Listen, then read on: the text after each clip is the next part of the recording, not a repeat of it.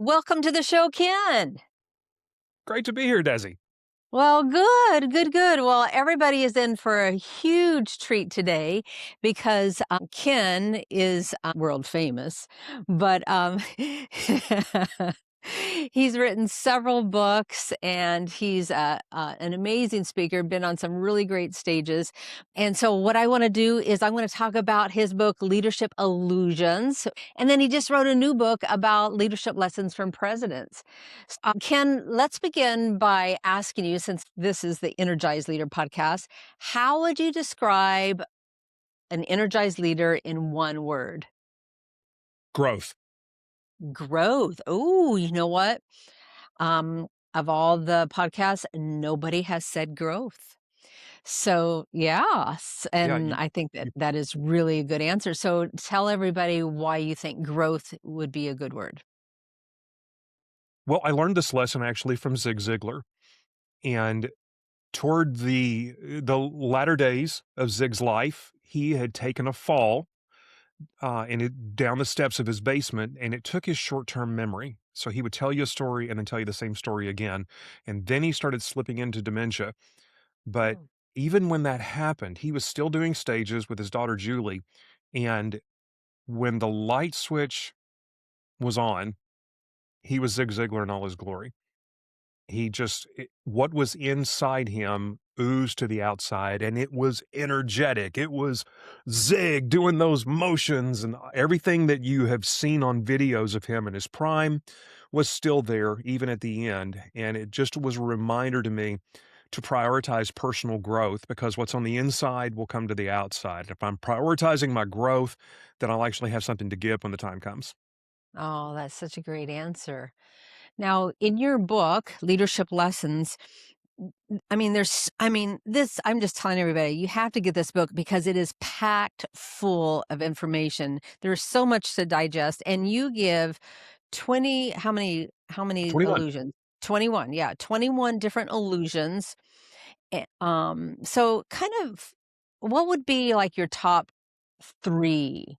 I mean, I Yeah, well, go ahead and tell me For what me, you think would be the top 3. I mean, it was hard for me to decide. I mean, I did write some down, but I thought I'll just ask you, what do you think are the top 3? Well, I think the biggest one that I see people do, and actually this just happened last week. There's a guy who was talking to me, and he said, "I really, really want to get this position." And I said, "Okay, tell me why you want that position." He said, "Because once I have that position, people will respect me."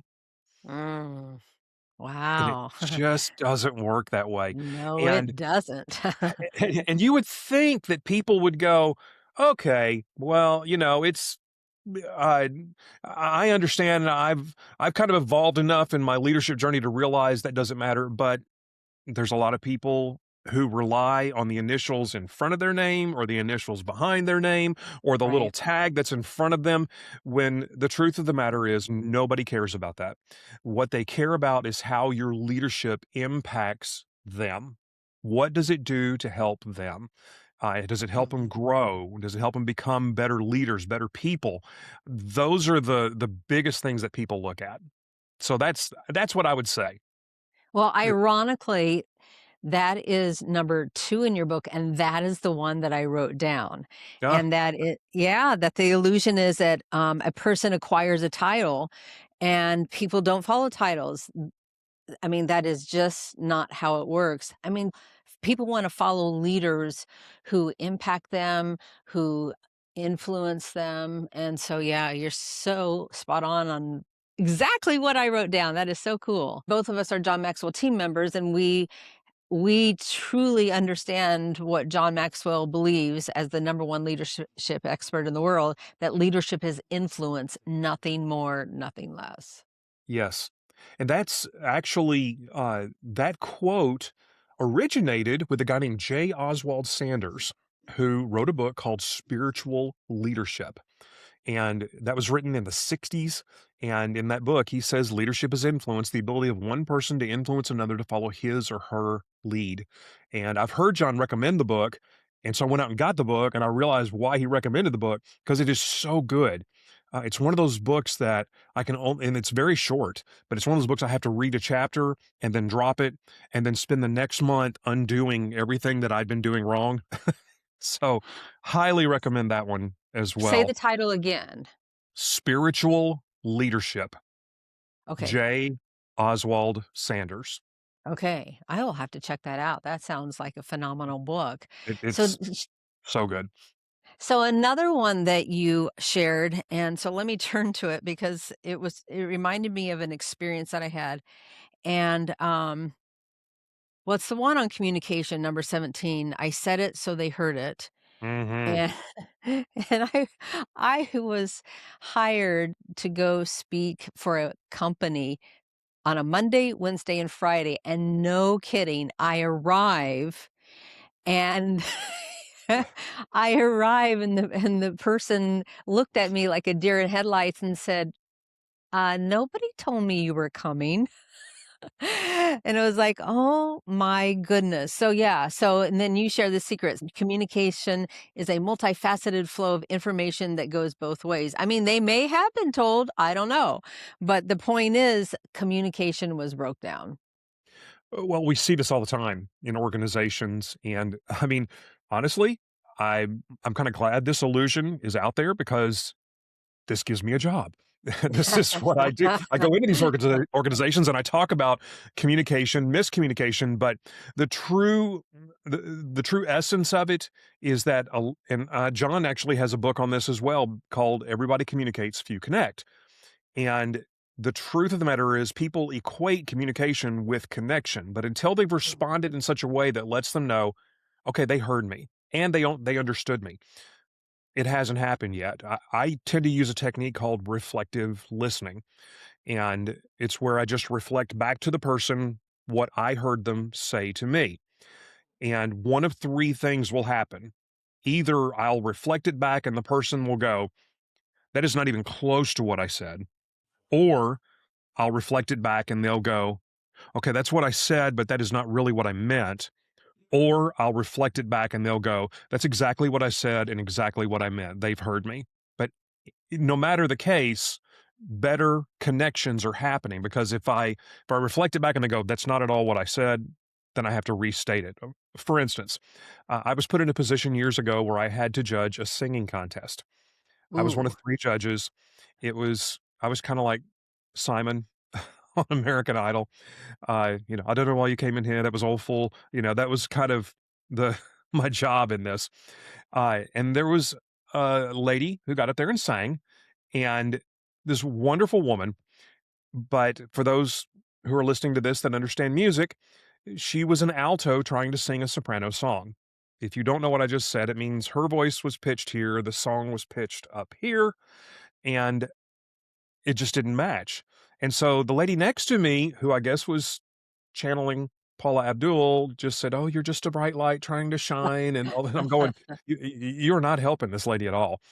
And so it got to me, and I said, "I don't think that song was a good choice for you." She looked back at me and said, "Why do you hate me?" I went, Wow. I, I, I was taken aback. I don't hate you. I don't really know you, but you seem like a lovely person. What I was saying was, okay, now it's reflected to me. I'm going to try again. I said, what I was saying was, I don't think your voice was a good match for that particular song. She looks at me and goes, so you hate my voice? No, no, no, that's not what I was saying at all. What I was saying is, I think that particular song just doesn't match your voice. She said, so you hate the song. And that's three times. You're not getting anywhere. So I stepped back and I went, your lovely voice is pitched up here. That song is pitched here. What I would love to hear is your lovely voice sing a song that's pitched here together. And she paused and she looked at me and she said, so you think I picked the wrong song? And I went, yes, yes, that's exactly it. Now, here's the thing though. We sometimes would look at that and think, well, she was being obtuse. Not at all. Not at all. Because it is incumbent on me as the one who is communicating to be the one who steps into their world, connects where they are, and then brings them to where I need them to be. And that is the essence of good connections. And that's why people say all the time, well, has it ever happened to you where you told somebody something, they come back and go, you never told me that. And you know you did. The truth is, I believe you told them. I also believe they didn't hear you And it causes so much disruption in the workplace. all the time. All the time, all the time. It's something that you have to work on continually to keep that communication and those connections at the top. So, yeah, it never ends. It's just something that you, as a leader, have to stay on top of it all the time. All right, And share one more illusion with me. probably my favorite one is, and I think it's the last one in the book, and it's the one. And by the way, there is a 20-second illusion as well that I released after the book, and it was just an audio that I did after. So I'll share both of those with you really Okay. quickly. The 22nd one, not my favorite one, but it is a good one. It didn't really come into my awareness until after the book was done. But that illusion is trust is earned. And I hear it all the time. Trust is earned. Well, trust is earned. That is not true. Trust is given. Mistrust is earned. Yeah, I can see that. Wow. So you have two ways of looking at people. You can look at them cynically. They're just going to be a complete disaster, and I'm going to expect them to be a disaster. Well, oftentimes you're going to get exactly what you expect. Or you can look at them and say, I'm expecting them to be great. Now it's up to them to justify that trust or cultivate mistrust, one of the two. So that's the 22nd illusion. But my favorite one, I think, is my measure of my life is how much I accomplished. Mm. And, so many people chase after this. And part of in my life, a large part of my life, I was a pastor. And one of the unfortunate duties of that is funerals. And I've been a part of over 400 funeral services. I have Oh yet my to word. go, yes, where I've sung or spoken or attended. It's just, and that was just part of it. We were in a very large church, and that was just part of life. I've never been to one funeral where some of the family members said, just wish they would have worked a little bit harder. Never happened. I But I've been to bet it's a lot of yeah. them where they said, wish we would have had one more day together. I wish we could have spent a little more time, had one more conversation. I'd give anything to have one more conversation. And it's a reminder about legacy. It's not what we accomplish, it's what we leave that lives on after we're gone. And that is the essence of what legacy is. It was C.H. Spurgeon, who was a pastor in England, who said, write your name, carve your name, not on tombstones, but on the hearts of men. And I think that's so powerful that we think past, what we're doing in the here and now and what is going to live on after we're gone. Well, part of that is going to be our family. Part of that is going to be the people that we pour into who can give nothing back in return, but we pour into them and help them succeed to the point that it's a statement Jim Rohn made one time that I hope my name pops up in one of your stories.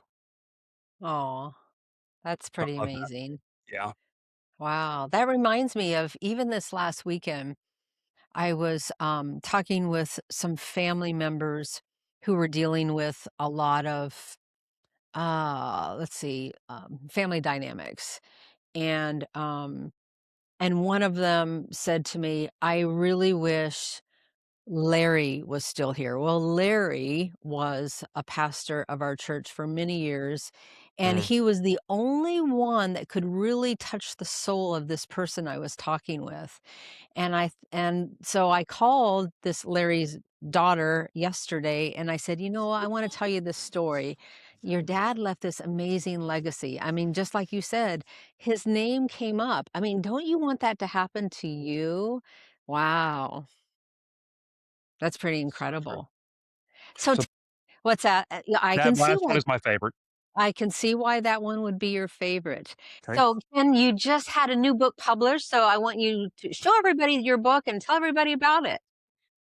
It is this book. It is called Calling the Presidents, and it is leadership lessons from every commander in chief. Now, this represents a lifelong obsession with presidents. And when I say lifelong, I mean literally from the time I was 4 years old. I Wow. everybody wanted to be a police officer, fireman, superhero. I wanted to be the president. Uh, my grandfather was Harry Truman's electrician in Independence, Missouri, and No way. Wait. my grandfather was the electrician that did the installation on the Truman House. Oh, that is so incredible. Yeah. Wow. Yeah, I'm assuming you have do you have any pictures of that? I don't have any pictures of the house, but I do have this. I don't have it here with me. It's funny. It's at Hobby Lobby right now being framed, but I have a Bible that right after I was born, my grandfather walked over to the Truman House. He knocked on the door, and Harry Truman answered. It was the day and age it was. And he said, "Well, how can I help you, Glenn?" He said, "I just had a grandson a few months ago, and he had this little blue Gideon Bible." He said, "It's a wonderful thing." And he handed him the Bible, and Harry Truman signed that Bible. And I still have that. Oh, that is the coolest story. Wow, I love Yeah. that. Well, give us some examples of some amazing leadership lessons from that book. Well, the lessons are all historical in that I've visited every presidential site, library, home, gravesite, birthplace, museum, all of them. And so this was a 12-year process for me to just go in and research. And it started with a question. I wanted to know, why was it when I said Washington, Lincoln, Roosevelt, everybody goes, "Oh, yeah, know them exactly. I know exactly what you're talking about." But when I say Chester Arthur, I say Franklin Pierce, um, Benjamin Harrison, Grover Cleveland, people go, "Who?"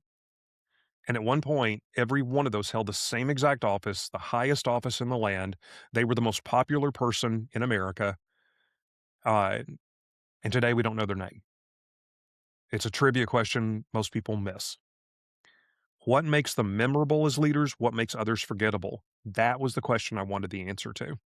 And so that's what this book answers. It tells you, here's what makes them memorable, here's what makes them forgettable. But there are lessons that every single one of them teach. And even the ones that people go, "Well, I didn't really care for that person." There's still a great lesson there you can learn.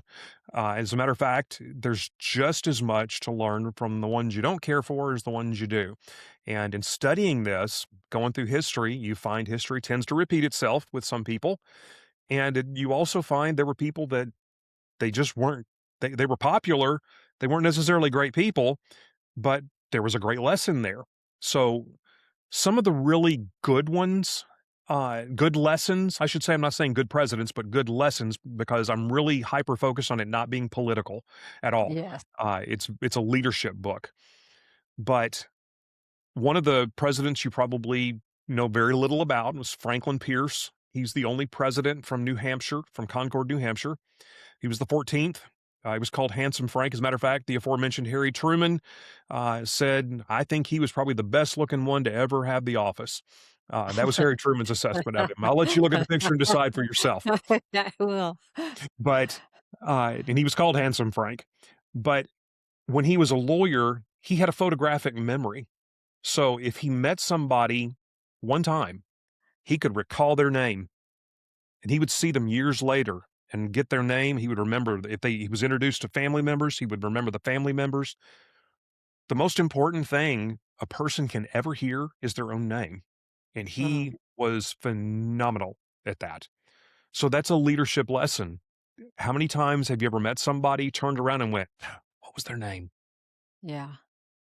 Yeah. Leaders know Well, that a person's name is one of the most important things they can hear. right. So that's fascinating. So I now you've got me hooked. So I need I need to know about a couple more presidents that nobody ever heard of. One of the ones that people always ask, did any of them surprise you?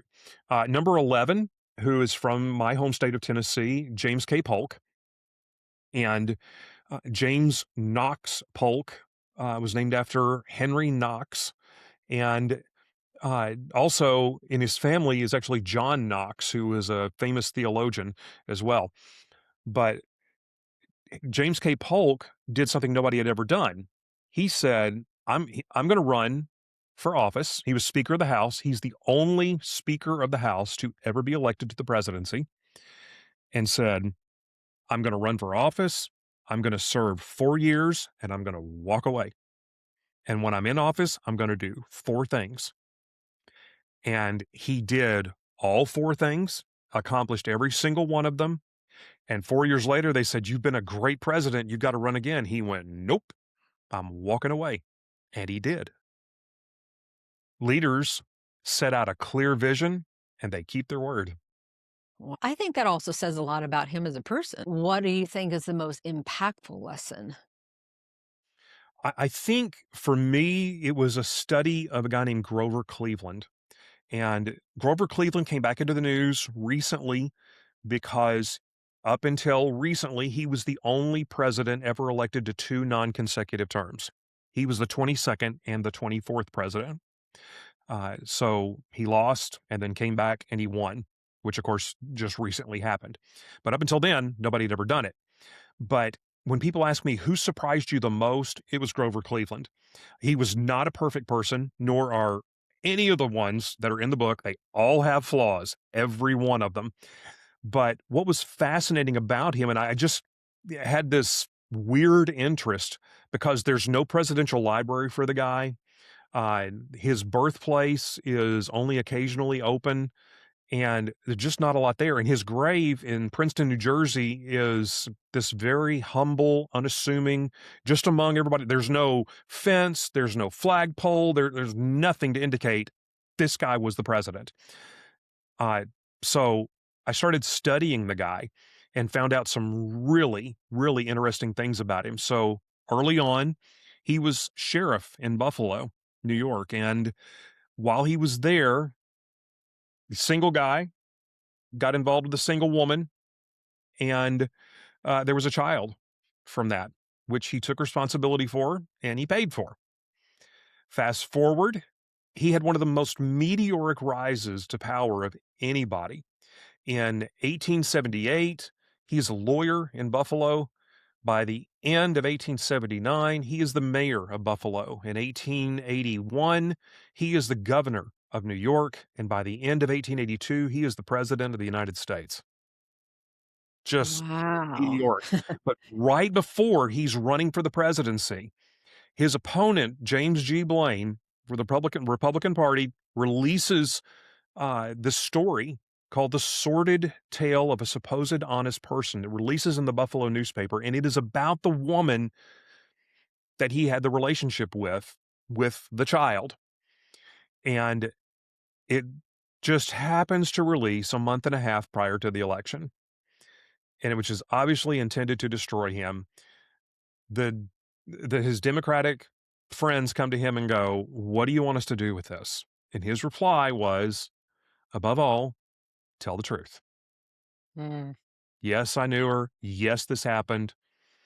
There was accusations that he had forced himself on her. That was not true.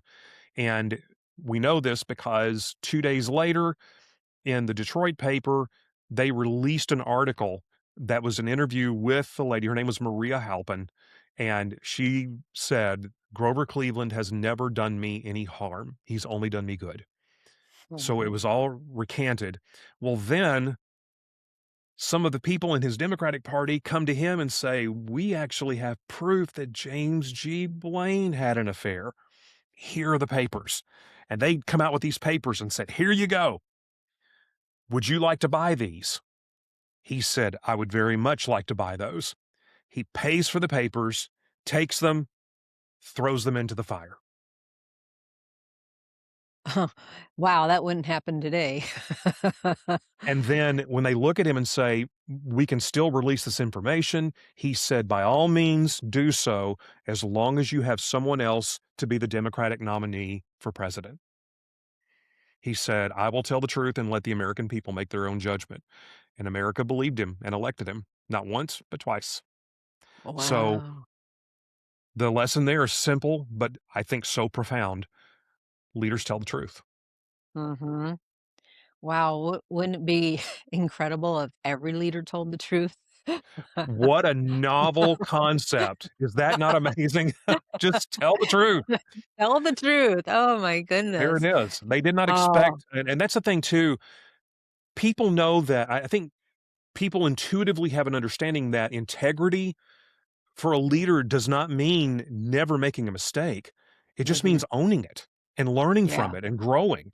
That's what Mm, integrity is about. And I would put his integrity and his honesty on par with Lincoln, Washington, very, mm, very much an honest person.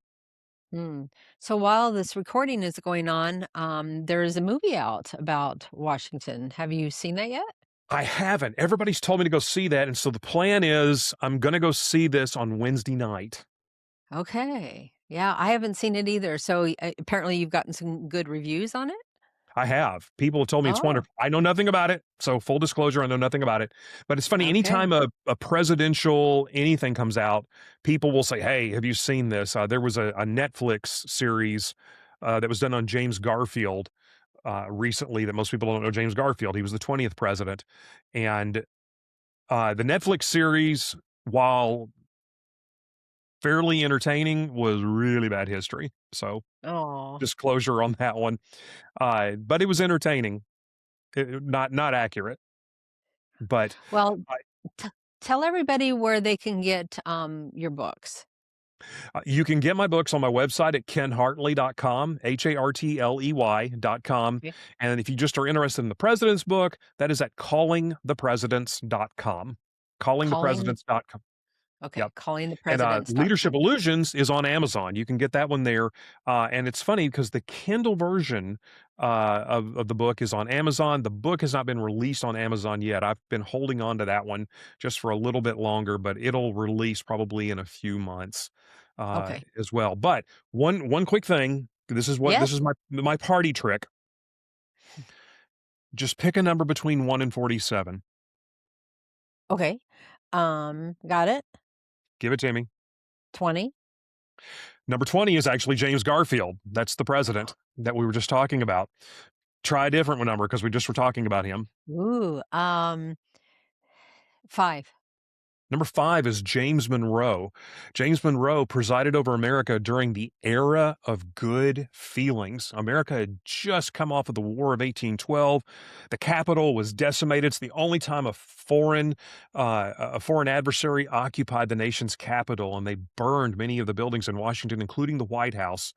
And James Monroe is the one who came back and just said, "We're going to have peace."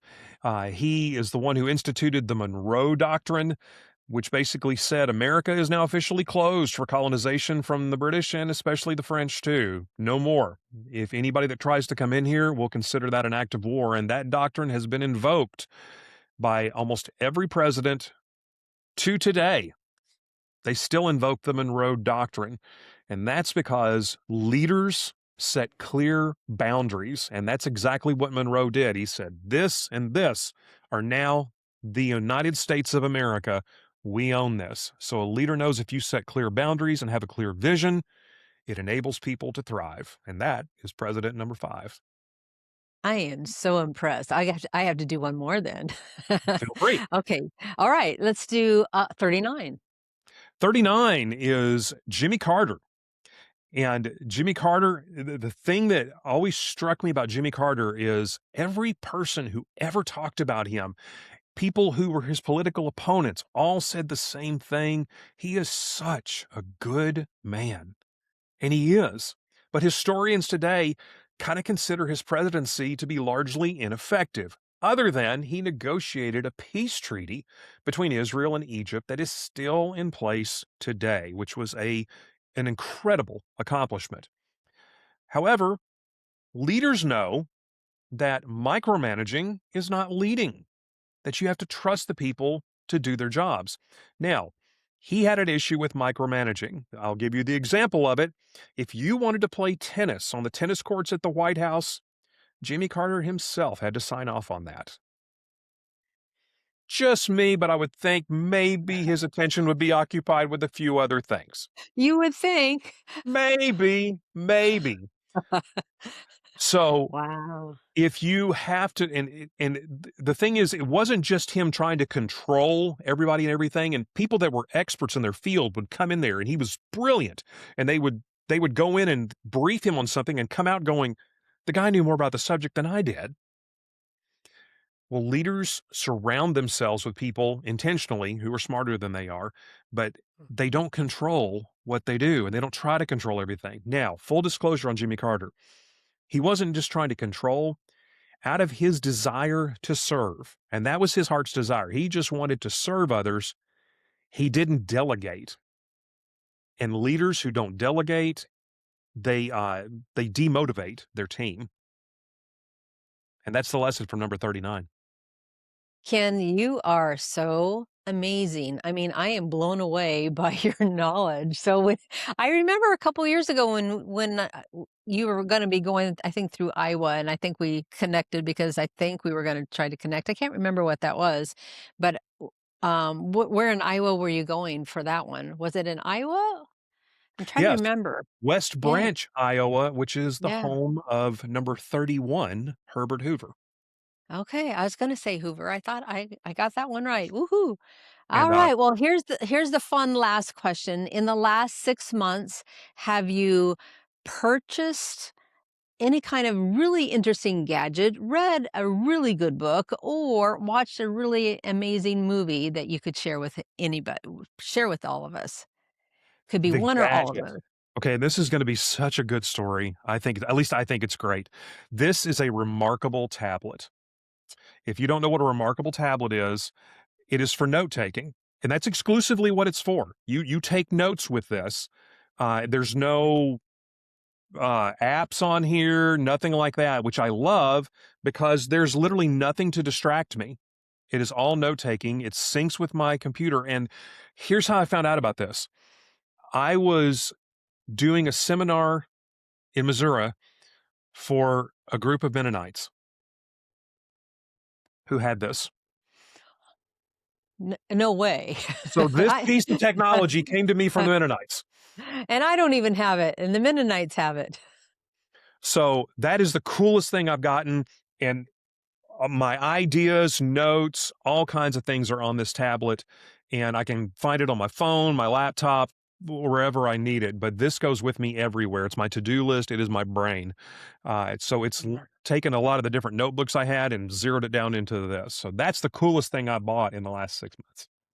I love it. I love it. Well, Ken, thank you so much for being on the Energized Leader podcast. And I look forward to reading your book about the presidents. Thanks so much. Always a pleasure. And Desi, thanks for all you do. I love watching the energy you give to these presentations, and the smiles on people's faces speak very well of you. Thank you so much, Ken. Bye bye.